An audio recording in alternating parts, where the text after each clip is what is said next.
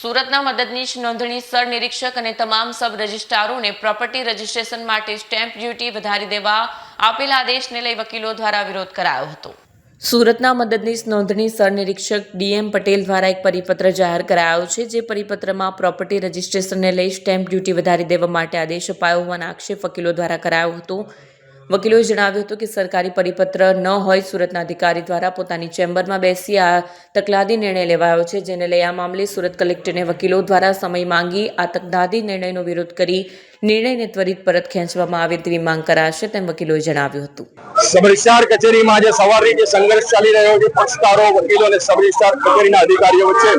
એનું આજે ખૂબ સુખદ નિરાકરણ આવ્યું છે। એક નિર્ણય એવો લેવામાં આવ્યો કે જે દસ્તાવેજી નોંધણી થાય છે